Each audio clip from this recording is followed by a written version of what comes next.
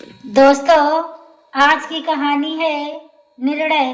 गायत्री जी बड़ी देर तक कुर्सी पर बैठी खाली नजरों से मुसाफिर को बाहर निकलते देखती रही। उनके दिमाग में सब कुछ बुझ सा गया था। कौन सा घर, कौन सा शहर और कौन सा पता जहां उनको जाना था। एयर होस्टेस ने उनकी अटैची निकाली। वह उठी, सीढ़ियां उतरी, एयरपोर्ट से निकली और टैक्सी में दाखिल हुई। घर पहुंचकर उनको अजीब घुटन का एहसास हो रहा था। सर में दर्द उठ रहा था। उनकी हालत देखकर नौकर परेशान थे। वह सर दोनों हाथों से पकड़े बेडरूम में जाकर बिस्तर पर लेट गई। सारी रात महिमा के शब्द तपकन बनकर उनके दिल को मसलती रही। प्लीज मैम, हो सके तो सब भूल जाइए। एयरपोर्ट पर विदा होते हुए महिमा ने बहुत धीमी स्वर में कहा था। गायत्री जी को तो अच्छी तरह याद है कि वह जून का तपता महीना था जब उनकी मुलाकात पवन से हुई थी। शादी की उस पार्टी में ढेरों मर्द औरतों का जमघट था।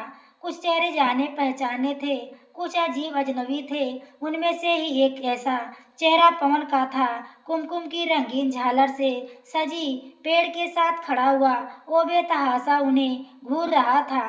गायत्री को उस वह आदमी कुछ अलग सा लगा, बल्कि यूं कहा जाए कि उसे आदमी के व्यक्तित्व में कोई और शख्स अंदर बाहर होता नजर आ रहा था। भीड़ के बावजूद गायत्री की नजरें कई बार पवन पर पड़ी। पवन गायत्री जी की यह पहली मुलाकात बड़ी सरसरी सी थी जो धुंधला गई, मगर चंद बाद जब लंच पर उसे दूसरी मुलाकात हुई तो वह गुमनाम चेहरा गर्द झाड़कर साफ नजर आया। क्योंकि यह बिजनेस लंच था जो बाकायदा परिचय हुआ और कार्ड का आदान प्रदान भी। गायत्री जी ने तब जाना कि एक साथ दो व्यक्तित्व की झलकियां दिखने वाला यह इंसान शिमला शहर की ही नहीं बल्कि देश का जाना माना आर्किटेक्ट पवन था। जो उसने पवन से अपनी पहली मुलाकात का कोई जिक्र नहीं किया। पवन को वैसे भी कुछ याद नहीं था, वरना वह कह सकता था कि हम पहले मिल चुके हैं। इन डेकोरेशन को लेकर यह मीटिंग शिमला के मशहूर उद्योगपति द्वारा बुलाई गई थी। उसके पोते का ऑफिस जिसको पवन ने डिजाइन किया था वह हिट गाने की मदद से बनकर अब साकार रूप ले चुका था। उसकी सजावट को लेकर सलाह मशवरा चल रहा था। लंच के बाद काफी पीते हुए गायत्री जी को पवन बहुत हंसमुख और मिलनसार आदमी लगा। खासकर काम को लेकर उसका नजरिया और राय जानकर महसूस हुआ कि इतनी शोहरत पाने के बावजूद भी आदमी काफी सरल स्वभाव का है। घमंड उसमें नहीं है। गायत्री जी को दूसरे दिन मेरठ लौटना था। वह लौट आई। सप्ताह भर बाद उनको पवन का फोन मिला, बस यूं यूं ही हालचाल पूछने की नीयत से। और गायत्री जी को उसकी बात का करना बुरा नहीं लगा। 5 मिनट की यह बात अगले हफ्ते 10 मिनट में बदली तो गायत्री जी को कुछ अटपटा सा लगा। बाद में वही दोहरा था।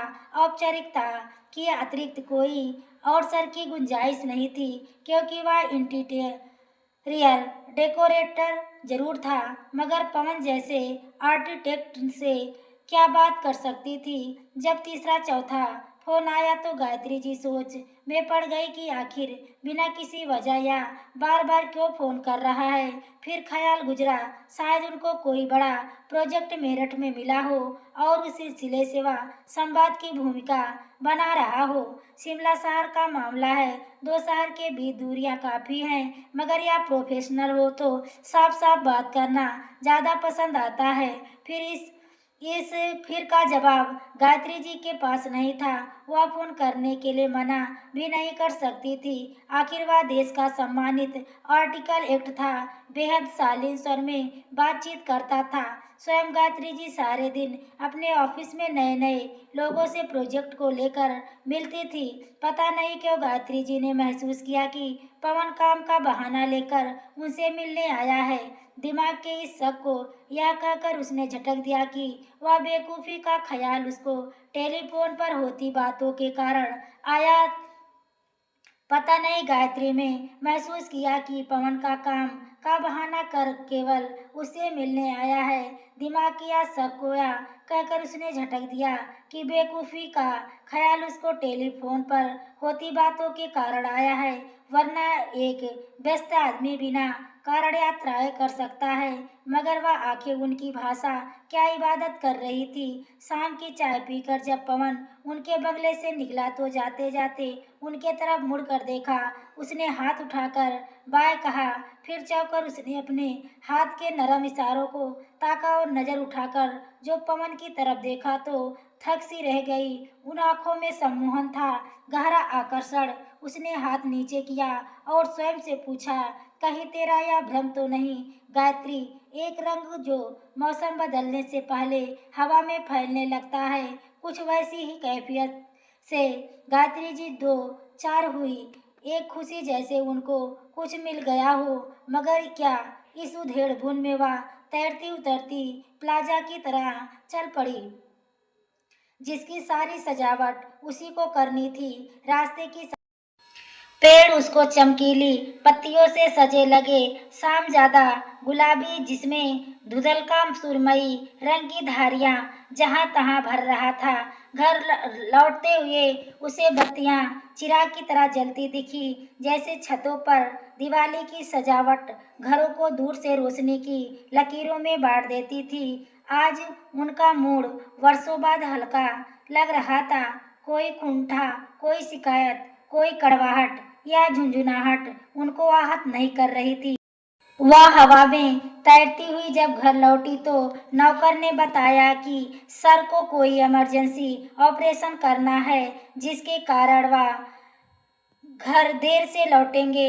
यह सूचना वह हमेशा की तरह आक्रोश से भरी हुई, बल्कि उसने लापरवाही से कंधे झटके और गुनगुनाती हुई कमरे में दाखिल हुई। नहाने के बाद जब वह गाउन में लिपटी ड्रेसिंग टेबल के सामने बैठी तो अपना ही चेहरा इस तरह देखने लगी जैसे पहली बार देख रही हो। आंखों के नीचे हल्का कालापन, भौं के पास कई लकीरें, माथे पर सफेद बालों का झांकना, आंखों में एक जिज्ञासा की लकीर। मैं बैठ कैसी लगती हूँ? उनको अपनी त्वचा मुलायम और चमकीली लगी। होठों पर जाने कहाँ से मुस्कान उनको अजनबी लग रही थी। थकान के बावजूद उनमें फुर्ती का एहसास था। खाना खाने के बाद जब वो पलंग पर लेटी तो उन्हें महसूस हुआ कि आज वर्षों बाद उसके बदन को मुलायम बिस्तर मिला है। उन्होंने आराम की सांस ली और आंखें बंद की तो सामने पवन का चेहरा तैर गया। शिमला पहुंचते ही पवन ने गायत्री जी को फोन किया। वह भली बात पहुंच गया है। रात को जब दोबारा उसने फोन किया तो गायत्री जी को पहली बार लगा कि उनकी आवाज़ सुनकर उनके दिल में कुछ उथल पुथल सी हुई। फिर फोन का आया सिलसिला 5 मिनट से आधा घंटा हो गया और हफ्ते की जगह रोज बातें होने लगी, जिसमें प्रोफेशनल बातें कम और आपसी बातें ज़्यादा होती। खाना खाया या नहीं, दिन कैसा गुजरा, मौसम कैसा है। गायत्री जी को फोन का इंतजार 8 बजे से शुरू हो जाता, जबकि ठीक है 10 बजे फोन की घंटी बज उठती थी। इस बीच वह सारे काम निपटा लेती थी ताकि आराम से बातें कर सके। उनको अकेले घर में एक साथी मिल गया था जिससे वह सुख दुख की बात कर सकती थी। पिछले 5-6 वर्षों से गायत्री जी को अकेलापन बढ़ता जा रहा था। दोनों बेटे पढ़ाई के सिलसिले में विदेश चले गए थे। अभिषेक जब से डायरेक्टर बना था तब से इतना व्यस्त होता जा रहा कि गायत्री जी को गुस्सा आने लगा कि ऐसा भी क्या पागलपन जो दिन रात अस्पताल में रहना, आखिर घर भी थी कोई जिम्मेदारी होती है। सारे दिन उड़ान के बाद परिंदे भी तो अपने घर के घोंसले को लौटते हैं। पिछले 3 दिन से डॉक्टर अभिषेक घर नहीं लौटे थे। कोई बेहद पेचीदा केस आ गया था। कई विदेशी प्रोफेसर मेडिकल क्षेत्र की भी रात दिन सर खपा रहे थे। गायत्री को स्थिति की गंभीरता का ज्ञान था, मगर हर दिन आपातकाल वातावरण बना रहे तो इंसान जिए कैसे। अकेले घर में कब तक टीवी देखे, मित्रों को फोन करे और पार्टियों में शामिल हो। हर तरफ से उबने लगी थी। थोड़ी बहुत खुशी उनको मिलती तो वह सिर्फ अपना ऑफिस था, जहां काम में उनका दिल बहल जाता था। अस्पताल से अभिषेक इतना थके लौटते कि खाना खाकर सो जाते और गायत्री जब फोन पर बातें करके लेटती तो उनके दिमाग में यह प्रश्न फूलों से भरी क्यारी की तरह खिल उठता कि पवन उसका क्या लगता है, दोस्त या भाई। गायत्री जी अपने सालगिरह के दिन बच्चों के बिना उदास थी। अभिषेक भी विदेश गए हुए थे। उस रात फोन पर पवन ने जब उनकी उदासी का कारण जानकर यह कह दिया कि वह गायत्री को खुश देखना चाहता है, इसके लिए वह अपने जीवन के बचे वर्ष उनको भेंट स्वरूप देता है, तो गायत्री जी भावुक होकर बोल उठी कि क्या यह पवन को भाई कह सकती है। या इस पर पवन ने जल्दी से कहा, नहीं नहीं भाई हरगिज नहीं, हमारा रिश्ता तो दोस्ती का है। और यह सुनकर गायत्री जी विश्वास से भर उठी। सारी दुनिया उन्हें सुगंध से भरी महसूस हुई। आखिर वह हर रिश्ते में बड़ा रिश्ता दोस्त का होता है, जिसमें ना कोई लालच, ना बंधन, ना जोर जबरदस्ती। जितनी लंबी पेंग लगा चाहो ले सकते हो। इस रात के दोनों की वार्तालाप का अंदाज ही बदल डाला। सिलसिला सुबह 3 बजे तक चलता रहा और अनजाने में नई दिशा की तरफ मुड़ गया। गायत्री जी का छोटा भाई जो 2 वर्ष पहले ही कार दुर्घटना में जीवित नहीं रहा था, उसके बहुत करीब था। दोनों बचपन से ही दोस्त की तरह थे। जब आप इलाहाबाद से मेरठ नौकरी के सिलसिले में आए थे तो गायत्री जी की खुशी का ठिकाना पूछना क्या था। कुछ दिन भाई बहन के साथ अभिषेक घूमने गए, फिर बोर होकर अपने अस्पताल में गुम हो गए। गायत्री जी को उनकी कमी खलती ना थी। उनका बचपन उनको दोबारा मिल गया था। भाई की शादी की सारी खरीदारी उसने मेरठ से ही की थी, मगर होनी को कौन टाल सकता था। शादी के सप्ताह बाद पहले कार की टक्कर होने से उनकी मौत हो गई। डॉक्टर अभिषेक कुछ ना कर पाए। गायत्री गहरी उदासी में डूब गई थी। इस दुर्घटना के बाद बेटे का विदेश जाना हो गया। गायत्री जी को लगता कि वह इस दुनिया में तन्हा रह गई है। किसी को उससे बात करने, उसके साथ समय गुजारने की फुर्सत नहीं थी। अभिषेक से उनकी शादी पसंद की थी। दोनों ने शादी के पहले एक दूसरे को देखा परखा था, मगर जिंदगी तो हमेशा से समय से आगे निकल जाने वाली चीज है, ना कि तेरी हुई जनपत्री। इसके सारे शब्द अनेक संकेतों से भरे होते हैं। अपने काम को परखते उसकी दौड़ में शामिल अभिषेक पहले वाले इंसान नहीं रह गए थे। उनकी जीवन मूल्य जड़ न रहकर तरलता में अपना समाधान ढूंढने लगी थी। बहुत सी बातें गायत्री जी को परेशान करती थी। कई सवाल थे जो वह अभिषेक से करना चाहती थी, मगर उनके पास हर बात का जवाब खामोशी थी। गायत्री जी भी अभिषेक से उखड़कर अपने ऑफिस से अधिक जुड़ने लगी, मगर यह एहसास समय के साथ बढ़ने लगा। उनका पुराना घर कहीं खो गया। गायत्री जी के दिल में छुपा अभिषेक के खिलाफ भरा गुब्बार कभी कभी फोन पर निकल जाता। आखिर पवन ने एक दिन कह दिया, क्यों सहती हो यह सब, चली आओ। सब कुछ छोड़कर मेरी बात सुनकर गायत्री जी चौंक पड़ी। पूछने वाली थी आखिर किस रिश्ते से, फिर कुछ सोचकर रुक गई। पूरी रात पवन के इस बुलावे पर गौर करती रही, जिसमें ध्वनित प्रेम के स्वरों को पकड़ने की कोशिश में स्वयं से सवाल करती। उसने अपने को टटोला। दिल की गहराई में कहीं पवन मौजूद था। उसने चौंक कर स्वयं से पूछा, गायत्री, इस रिश्ते का यदि आरंभ अनजाने में हो गया है तो अंत क्या होगा। बाहर का हाल, पवन से दोस्ती, गायत्री के जीवन में कई उपलब्धि थी जिसने जीवन में उसका मोह बढ़ा दिया था। अब उसमें थकान की जगह खुश मिजाजी आ गई थी। पहनने ओढ़ने का दिल करता, सजने संवरने की इच्छा चलती। उसमें क्रीम सेट का ढेर लगा दिया और हर रात पवन के बुलावे पर उसकी मन शिमला जाने को मचलने लगा। उसको अपनी इस घर में एक और घर नजर आने लगा। कभी अभिषेक और गायत्री का जीवन एक सुखी जीवन था। वह दोनों अपना समय अपने कार्य क्षेत्र में उन्मुक्त भाव से देते थे। दिमाग पर कोई बोझ ना होता, ना ही घर की जिम्मेदारियां से दिल परेशान रहता। अपनी कामयाबी को देखकर दोनों ने निर्णय किया कि वह ऊंची शिक्षा के लिए बच्चों को बाहर भेजेंगे। दोनों लड़के गजब की जाहिन थे। स्कॉलरशिप मिली और उमंग से भरे हुए विदेश पहुंचे। उनके जाने के बाद डॉक्टर अभिषेक की रुचि अपने काम में और बढ़ गई। तरक्की मिली तो व्यवस्था का बढ़ना लाजिम था। अभिषेक का उलट गायत्री के साथ हुआ। उसका काम में दिल कम लगने लगा। मन भटका भटका सा लड़कों के ख्याल में डूबा रहता। घर सूना लगता, खाना पानी अच्छा ना लगता। कुछ माह बाद वह संभल गई। साथ अस्पताल के नए प्रोजेक्ट में उसका ध्यान बटा दिया था, मगर एक उदासी जरूर हरदम उनके मन में छाई रहती थी, जिसको पवन ने दूर कर दिया था। वह शिमला जाने की तैयारी करने लगी। अभिषेक को शिमला जाना प्रोफेशनल टूर लगा। उसमें क्या खास बात थी, दोनों ही समय समय पर एक दूसरे से दूर घर से बाहर जाते थे। सो अभिषेक ने सुबह गायत्री को सेफ जर्नी कहकर बाय किया और गायत्री ने हमेशा की तरह उसको कुछ हिदायत दे दी। वह पैकिंग में लग गई।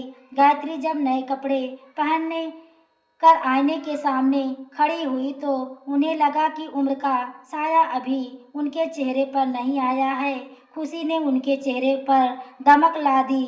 इस ख्याल से उनकी उत्तेजना बढ़ी कि यदि पवन ने उसको रोका और अपने साथ रहने का आग्रह किया तो वह क्या निर्णय लेंगी। पवन तो साफ शब्दों में कह चुका है कि तुम बेकार में समय नष्ट कर रही हो, वहाँ तुम्हारा कोई इंतजार कर रहा है। यहाँ मैं हूँ, आओ ना। मैं फ़ोन रखता हूँ, तब तक तुम निर्णय लो। मैं 10 मिनट बाद फ़ोन करूँगा। उसकी इस तरह की बातें छोटी मोटी शिकायतों की जख्म ताज़ा कर देती और उसको महसूस होता कि उसने अपनी ज़िंदगी जी कहाँ।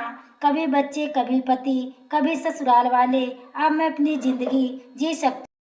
पवन आर्किटेक्ट हैं जो इमारत बनाने से पहले उसका नक्शा खींच मॉडल के ग्रुप में पूरी इमारत सामने लाने की क्षमता रखता है। वह जिंदगी का नक्शा भी बड़ा मजबूत बनाएगा, जिसमें वह मेरे ताजमहल ना सही एक छोटा घर तो बना सकता है, जिसको वह अपनी मर्जी से सजा सकती है। गायत्री ने पूरे विश्वास से होठों पर लिपस्टिक लगाई और गहरी नजरों से अपने सर को ढका। उड़ान का समय हो गया था। मेरठ से शिमला उड़ान बहुत कम समय की थी। गायत्री का मन तेजी से धड़क रहा था। 2 मुलाकातों के बाद घटनाएं संवेदना के स्तर पर जिस तरह घटी थी, सारी मौखिक थी, मगर उसमें जादू था जो गायत्री के सर चढ़कर बोल रहा था। कल रात पवन की खुशी का कोई ठिकाना ना था। जब उसको पता चला कि गायत्री ने शिमला आना तय कर लिया है, उसके स्वर में जो धड़कन थी, उसने गायत्री को विश्वास दिलाया कि जीवन का अंतिम पहर जैसे पवन के साथ गुजरने वाला है, यही मेरा अंत होगा। और धीरे से गायत्री ने कहा, और बैग उठा। हवाई जहाज की सीढ़ियां उतरने लगी। उनको डर था कि पवन को देखकर इतनी भावुक ना उठे कि वही हवाई अड्डे पर उससे लिपट जाए। प्यार किसी भी उम्र में हो, उसका अपना तर्क होता है, जो उम्र, जात पात, भाषा की सारी दीवारों को गिरा देने की शक्ति अपने में रखता है। गायत्री की बेकरारी आंखें भीड़ में पवन को ढूंढ रही थी। जब वह बाहर निकली तो पवन उसको आता दिखा। उसकी व्याकुलता से आगे बढ़ी, मगर पवन का उतरा हुआ चेहरा देखकर ठिठक गई। वहां पर एहसास की कोई लकीर ना थी, बस औपचारिकता पूर्ण मुस्कान, एक ठंडा सहज अंदाज गायत्री को परेशान कर गया। सुस्त कदमों से चलकर वह बैठ गई, जिसको स्वयं पवन चला रहा था। गायत्री के दिल में कुछ टूटा। मन भटक कर कहीं दूर चला गया। दिमाग में पवन के गंभीर चेहरे को देखकर बार बार प्रश्न करने लगा कि क्या यह वही आदमी है जो रात की आखिरी पहर और कभी रात भर बड़ी ललक भरी बातें करता और दिल दिमाग को उमंगों से भर देता। आपकी तबीयत ठीक है? हाँ, बहुत चुप चुप है। दरअसल दिन को काम में उलझा रहता हूँ, सो बात करने का मन नहीं होता। पवन की हल्की सी हंसी और जवाब ने गायत्री को संभाल लिया। उनके अंदर बुझी खुशी फिर से जिंदा हो गई और फिर से चहकने लगी। बातों ही बातों पता चला कि वह कब होटल पहुंच गई। सामने वाली कुर्सी पर बैठा पवन चाय पीता रहा और फिर वह बातें। पवन ने लंबी गहरी सांस लेकर खाली चाय की प्याली रखते हुए कहा, मुझे आज शिमला से निकलना होगा। फिरोजाबाद में होटल बन रहा है, वहाँ कुछ दिक्कत है, ऐसे आई है। बहुत अच्छा हुआ हमारी मुलाकात हो गई। शाम की एक उड़ान मेरठ के लिए है, अगर दिल चाहे तो रुको, मैं 2-3 दिन में लौटता हूँ। गायत्री सकपका सी गई, कुछ उत्तर नहीं सूझा। दिल पर घूसा सा लगा मगर जल्द संभल गई। गहरी नजरों से उसने पवन को देखा। आंखों में छाया सूनापन उसके दिल को तसल्ली दी कि वे दोनों जिंदगी के उस पड़ाव पर हैं जहाँ फर्ज का नंबर पहले आता है। उसके शाम उड़ान से लौटना तय कर लिया। पवन ने उनको बाजार छोड़ा ताकि वह कुछ शॉपिंग करना चाहे तो कर ले। फिर वह 2 घंटे बाद जरूरी काम निपटा कर लौटता है और लंच पर साथ रहेगा। इस बीच वह टिकट भी बदलवाने की कोशिश करता। गायत्री को सब कुछ अटपटा सा लगा। गायत्री ने पवन के लिए एक शर्ट खरीदी थी तो उसने थैंक्स के साथ ले ली और गायत्री को हवाई अड्डे छोड़ने के लिए उठा। जब वह बाय करके चलने लगा तो उसकी आंखों में एक नमी सी उभरी। यह संदेश गायत्री को संतोष दे गया। उसे याद आया कि पवन ने कहा था कि मिलना, रहना और जीवन जीना क्या होता है, इसको समय से नहीं आंका जा सकता। कभी कभी पल भर की मुलाकात पूरी जिंदगी भारी भारी होती है। गायत्री को लगा आखिर पवन भी तो उससे मिलने चंद घंटों के लिए ही तो आया था। अब वह भी 2-4 दिन ही की जगह एक दोपहर एक साथ गुजर कर जा रहा है। उसका काम नक्शा बनाना है। अपने नक्शे को साकार रूप में देखने के लिए संयम धैर्य की आवश्यकता होती है। बता तो रहा था कि उसके कई प्रोजेक्ट कई कई वर्षों तक चला, फिर उसने इतनी व्याकुलता दिखाने की जरूरत ना थी। एक नई तरंग के साथ गायत्री मेरठ लौट आई। नौकर जो 2-3 दिन आराम से अपना प्रोग्राम बना बैठे थे वह हड़बड़ा गए। ठीक 10 बजे फोन की घंटी ना उठी। फिरोजाबाद से पवन का फोन था। गायत्री हाथ में पकड़कर प्लेट में रखकर बेडरूम में आ गई और बिस्तर पर लेटकर बातों में खूब डूब गई। गायत्री के चेहरे पर एक साथ चमक उठे। उसके आंख बंद कर ली। सामने एक भरपूर जिंदगी का नक्शा था जहां वह होगी और पवन। उसने हंसकर आंखें खोली और अपने से कहा, गायत्री जरा धैर्य से काम लो। माना कि तुम्हारा काम सोने कमरों को सजाना है, मगर इतनी जल्दबाजी की क्या जरूरत है। जिंदगी से भरपूर शरबत का गिलास तुम्हारे हाथ में, उसको आहिस्ता आहिस्ता करके पियो, एक एक घूंट कर, ताकि तरावट तुम्हारा वजूद में इस तरह फैले जैसे सूखी धरती पर पानी। धीरे धीरे उसकी खुशबू फैले। गायत्री ने रात को एक नया सपना देखा। एक खूबसूरत घर है जिसमें सामने घास का मैदान है, जिसके चारों तरफ फूलों की भरी क्यारियां हैं। एक बड़े छायादार दरख्त के नीचे पवन उसके साथ बैठा है। सामने बड़ी मेज पर एक नक्शा फैला है जिनको दिखाते हुए पवन कह रहा है, गायत्री अमेरिका में मेरे इस प्रोजेक्ट को बहुत लोग पसंद किया है। उम्मीद है इस जोड़े में इसकी शुरुआत मैं कर दूं, तुम साथ रहोगी, देखना मेरी लकीरों का कमाल। वह इस तरह बोले कि उनके सामने शब्द भी फीके पड़ जाएंगे। नहीं पवन, जाड़े नहीं, हम बसंत में जाएंगे जब हर तरफ फूल की मालाएं लिए हमारा स्वागत करेंगे। गायत्री हंसती। उसकी बात सुनकर पवन ने जोर का ठहाका लगाया, तुम्हारी आंखें बहुत खूबसूरत हैं, तुम मुझे पहले क्यों नहीं मिली। गायत्री, मैं इस तरह से भटकता, मैं इस भटकाव में जिंदगी की जुस्तजुओं को छोड़ नहीं पाया हूँ। तो भी गायत्री, मुझे कभी मत छोड़ना। रात का सपना गायत्री के दिमाग पर छाया रहा। दिल ने कहा कि पवन, दुनिया छोड़ सकती हूँ मगर तुम्हें कभी नहीं छोड़ सकती। सांसों में बस गए हो, मेरे वजूद में समा चुके हो। तुमसे अलग होने का मतलब अपने शरीर के दो हिस्सों में बांट देना। नहीं नहीं पवन, मैं अब तुम्हारी हूँ, सिर्फ तुम्हारी। कई दिनों से जुमले रात दिन गायत्री के कानों में घूमते थे। उस पर हर पल नशा दर नशा चढ़ाते हुए। काम करते करते वह ठहर जाती, बातें करते करते खामोश हो जाती। गायत्री, तुम कैसे उस माहौल में जी लेती हो? आओ, मैं तुम्हारे इंतजार में यहाँ बैठा हूँ। मुझ पर विश्वास करो, अपनी बड़ी बड़ी आंखों से इस पवन को देखो। यह तुम्हारा है गायत्री, सिर्फ तुम्हारा। मैं तुम्हारे सारे दुखों को मिटा दूंगा। मैं तुम्हें इतना प्यार दूंगा कि तुम फिर से खिल उठेगी, एक तरोताजा गुलाब की तरह महकी महकी सी। रात के लंबे पहाड़ तक फोन पर व्यस्त रहने से बाकी की कॉल रुकी रहती। कई बार अभिषेक को सुनने को मिला कि मरीज की हालत खराब थी। घर फोन किया मगर बात नहीं हो पाई। बेटों को भी ईमेल मिला, इसमें भी वही जिक्र जिसको पढ़कर अभिषेक को कोई विशेष फर्क नहीं पड़ा। आखिर गायत्री फोन पर अपने क्लाइंट से ही बात करती होगी। मेरा तो सेल ऑन रहता ही है। कहानी का अगला भाग देखने के लिए वीडियो को लाइक और सब्सक्राइब करें।